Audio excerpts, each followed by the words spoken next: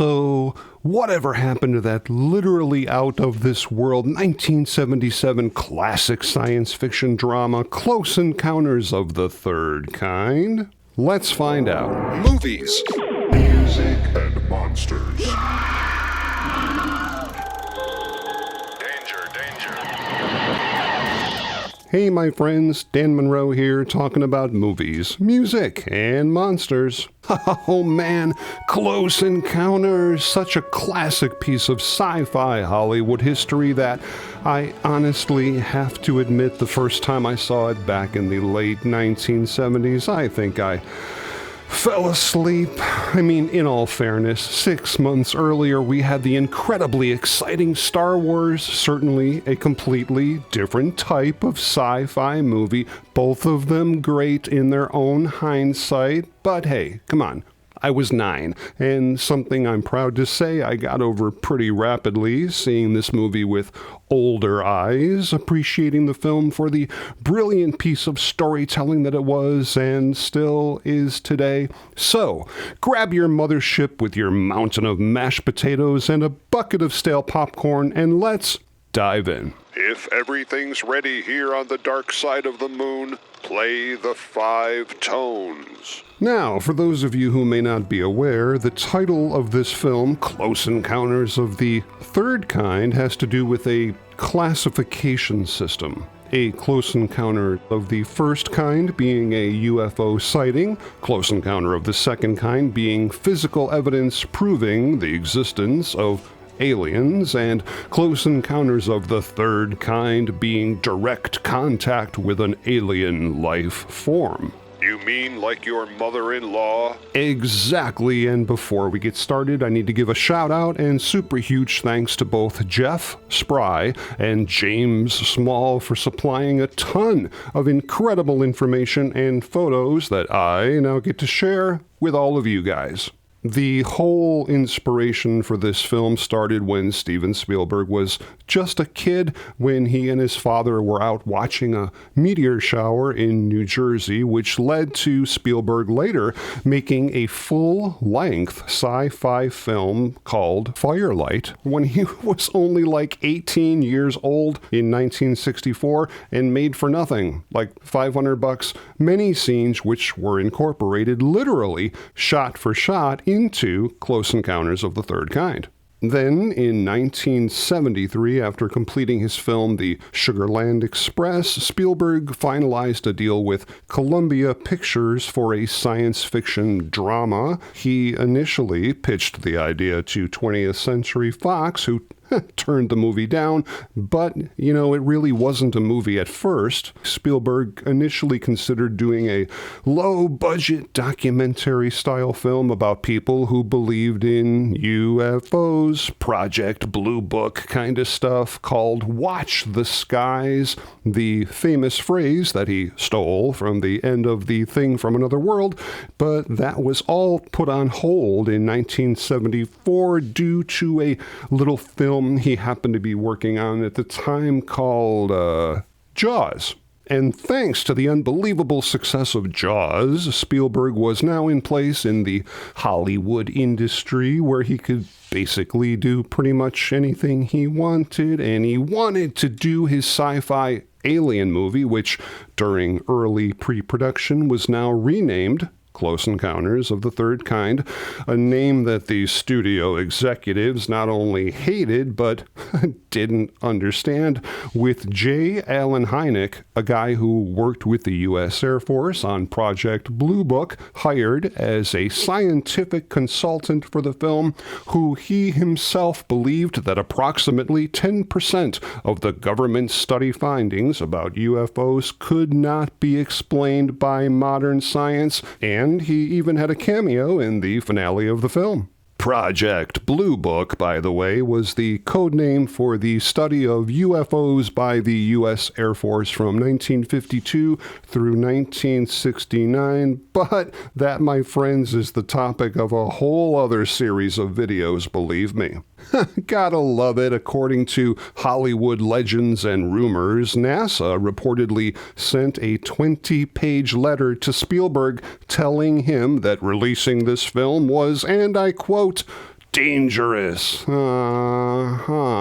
There's always flack when you're right over the target, right? You know, if there's one thing I probably love more than watching great movies and TV shows, well, other than maybe sleeping, is really good food. And I mean, not only food that's good, but food that's good for you. And as we get older, that can be a bit of a challenge, especially for those of you who maybe live alone or just aren't that handy in the kitchen. But either way, I have to tell you about a company that reached out to me about a few weeks ago called Cook Unity, and being someone who knows their way around the kitchen, I was, well, a little bit hesitant at first, but I decided to give them a try, and I can certainly say, whew, I am glad I did. This company literally drops food off at your door, and not just food, but I mean gourmet dining food at home, like restaurant quality meals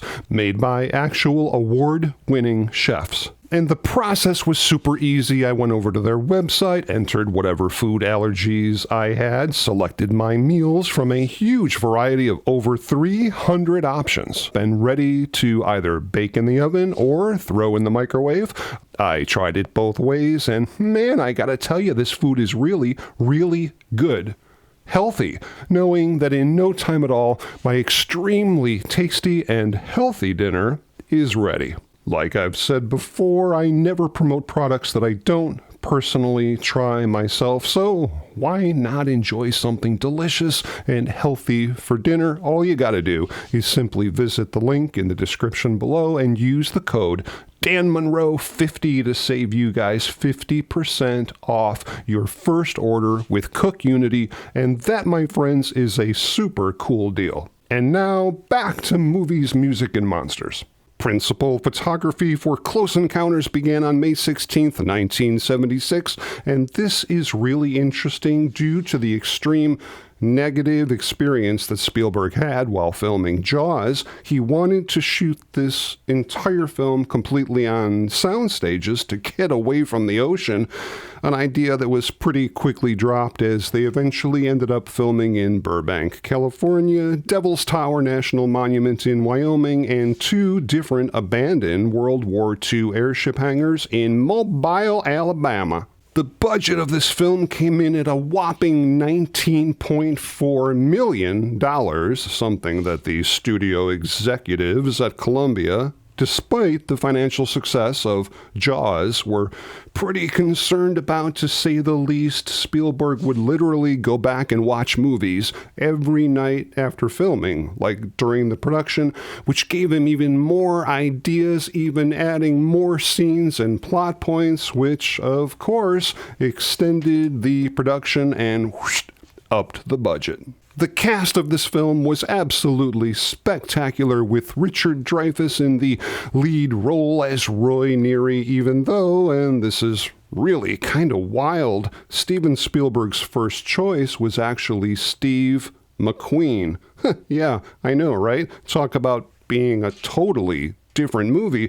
McQueen actually did like the script, but turned it down because, as he explained to Steven Spielberg, he's unable to cry on cue. But it wasn't just McQueen. James Caan, Dustin Hoffman, Al Pacino, Gene Hackman, and even Jack Nicholson and Robert De Niro were either considered for the part or simply turned it down. But it was Richard Dreyfuss's constant persistence to Spielberg that he really wanted to be in this movie during the filming of Jaws that finally convinced Spielberg to cast him in the role.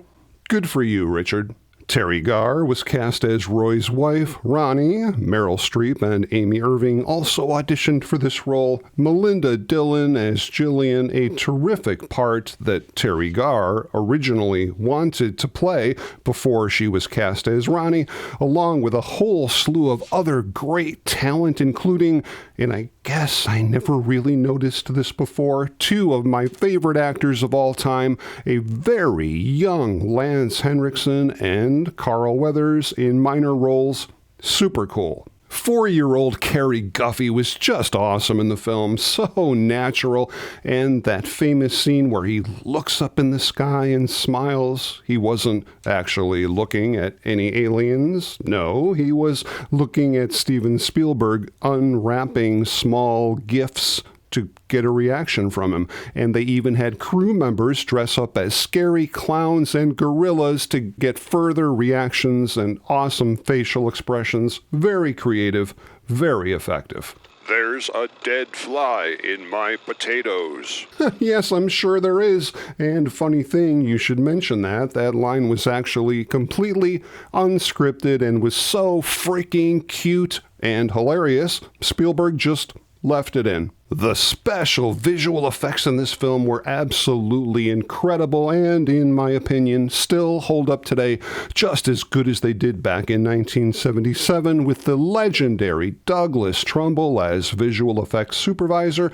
And this is awesome. The extraterrestrial aliens were actually designed by Carlo Rambaldi, the guy responsible for the enormous malfunctioning full-size Kong in 1976, E.T. the Extraterrestrial, the giant sandworms for David Lynch's Dune in 1984, and probably my favorite Rambaldi creation, of course, the animatronic head of the original 1979 Alien. The enormous mothership model was designed by Ralph McQuarrie, the guy who did all the pre-production paintings for the original Star Wars, and built by legendary model maker Greg Jean, who, in later years, like in 1990, would help Kevin Burns restore the original hero robot from Lost in Space. I mean, come on, how cool is that? And this thing was huge, just an incredible piece of unbelievable, beautiful, and complex model making.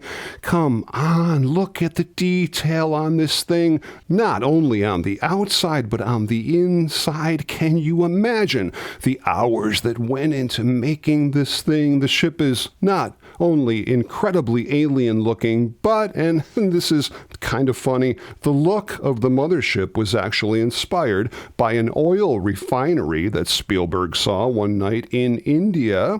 Visual effects artist Dennis Muren, who had just finished working on Star Wars as a subtle in-joke, put a tiny R2-D2 model into the underside of the ship, along with a pea-sized TIE fighter on one end of the structures. But that's not all. The model makers also included a mailbox, a great white shark, a Volkswagen bus, and even a small graveyard. What a great time these guys must have had working on these incredible practical special effects.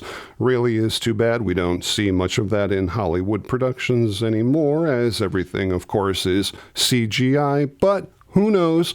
A pendulum swings both ways, and maybe one of these days we'll get back to some of this great old-fashioned Hollywood magical movie making. Fingers crossed. That really cool hillside curve in the movie that we spend so much time on with our characters was not actually outside at all, but a huge soundstage, and also, believe it or not, a miniature. Interesting. All of the visual effects sequences for Close Encounters were shot on 70mm film rather than standard 35mm film, which was used for the rest of the production, so that when the miniatures were combined with the full-size elements in what they would call an optical printer, the effects footage would still appear really crisp and sharp, basically doubling the resolution, and a further testament as to why the effects in this film look so stunningly great still today.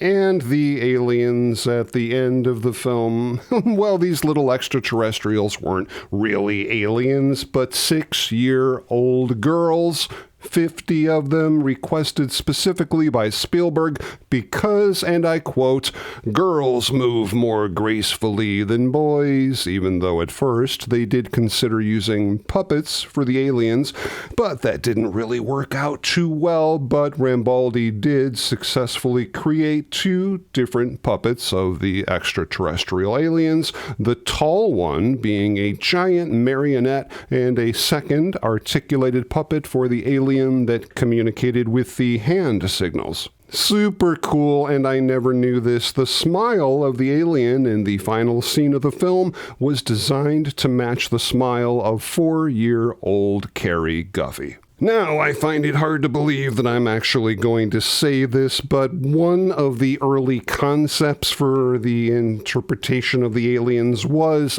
as ridiculous as this sounds: an orangutan on roller skates. Wait, what? You heard me, an orangutan on roller skates. You've been smoking the wacky tobacco. No, I'm serious. And it turns out that the orangutan was so frightened the second the roller skates touched the ground that it just sort of freaked out. And, well, to make a silly story short, it just didn't work. And thank goodness for that. Apes on horseback computes. Apes on roller skates does not. After filming was completed, Close Encounters hit post-production, and Steven Spielberg to this day claims that no other film that he has ever made since has been as hard to edit as the last 25 minutes of this movie, which he edited secretly and under guard, not at the movie studio, but in a rented apartment in San Marino del Rey. He just thought that the movie at the end didn't have enough, and I quote, wowness, and he and film editor Michael Kahn kept at it, finally, no pun intended, landing on the incredible cinematic masterpiece that hit theaters in December of 1977.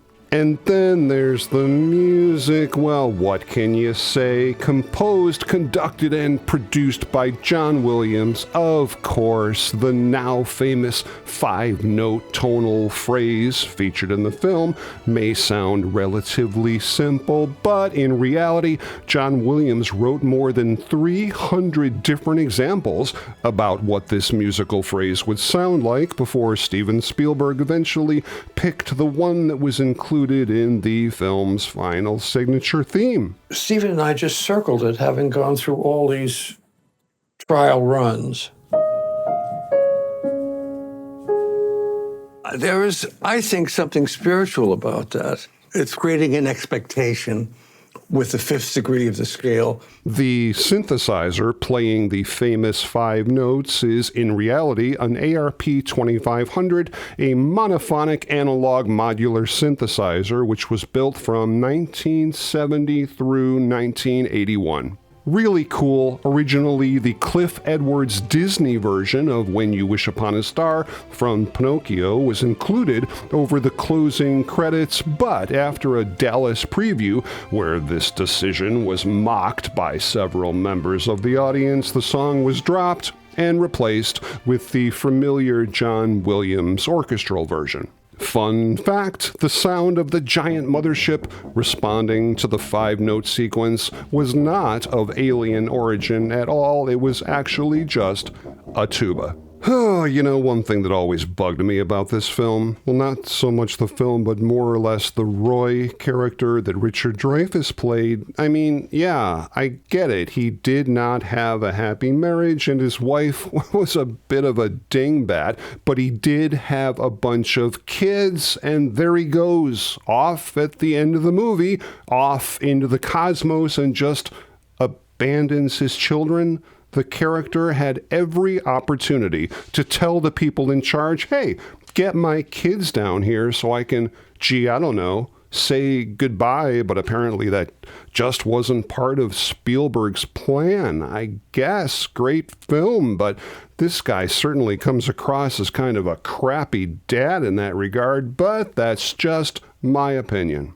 Close Encounters of the Third Kind premiered at the Ziegfeld Theater in New York City on November 16th, 1977, with its national release being December 14th in 270 theaters in both 35 and 70 millimeter 6-track stereophonic sound, grossing over $10 million in 1 week, and by the end of week number 2, grossing almost $25 million and a staggering $288 million worldwide. Not too shabby for a little sci-fi flick back in the late 1970s, winning the film 2 Academy Awards for Best Cinematography and Best Special Achievement Award for Sound Effect Editing. The image that I've always taken sort of to bed with me at night if I ever flash on an image from Close Encounters, and the image that always comes to my mind is when the little boy opens the door. For me, that was very symbolic of what only a child can do, is to trust the light. That light was something that that boy wanted to know more about. And so for me, thematically, Close Encounters is all about children opening doors onto beautiful sources of light. Interesting. A special edition of Close Encounters was released in the summer of 1980, which included additional footage of Richard Dreyfuss's character entering the mothership at the end of the movie, but Spielberg wasn't happy with those scenes and eventually just cut them out altogether for the final collector's edition released on home video in 1998. Okay, but where are all the super cool costumes, models, and props from the film? Well, the enormous mothership is on permanent loan at the Smithsonian's Air and Space Museum in Chantilly, Virginia. Absolutely unbelievable that this gorgeous model still exists and in such unbelievable condition.